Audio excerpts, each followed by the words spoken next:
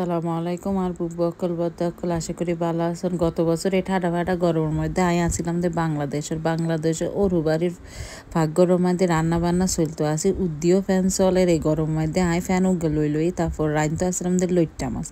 বাংলাদেশের লইট্টা মাছের স্বাদ আহা চলন লইট্টা মাছ কেন রাইন দিয়ে দেখায় অনরারে।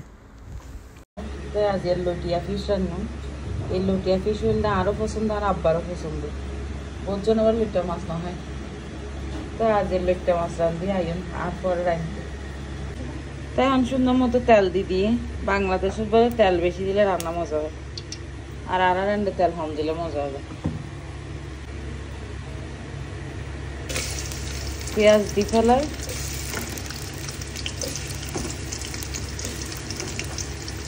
বেশি করে পেঁয়াজ দিলে যে কোনো রান্না মজা হয়। যদিও ইন্ডিয়ার পেঁয়াজের টক আয়োজন অবুঝির ঘটনা, বুঝতে বুঝতে যাইবার সময় করবে। আর এখন টমেটো দি ফেলাই,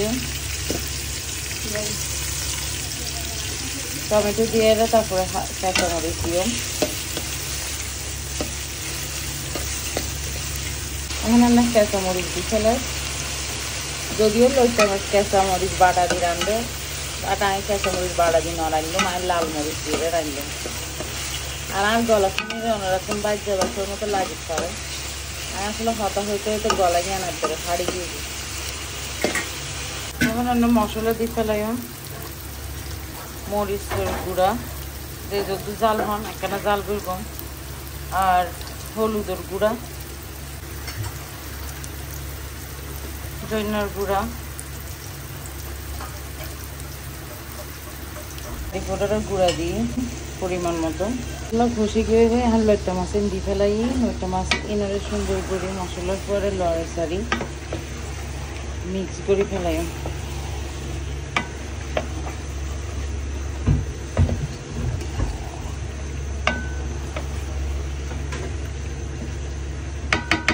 লইট্টা মাছ রান্না শেষ, এখন লবণ সাইডে দুয়া ধনিয়া পাতা দিয়ে ফেলাই। ধনিয়া পাতা দিয়ে ফেলাই, মাছের ধনিয়া পাতা না দিলে মজা না লাগবে। আর কি সুন্দর কালার আসছে, আর রাঁধিলে আর মেখে চাই থাকে কি সুন্দর লাগে। দিয়ে এক প্লেট গরম গরম ভাত খাইতে খেয়ে মজা লাগবে। হ্যাঁ লইট্টা মাছরে মিস করি। ভালো থাকুন, বেগুন। আসসালাম।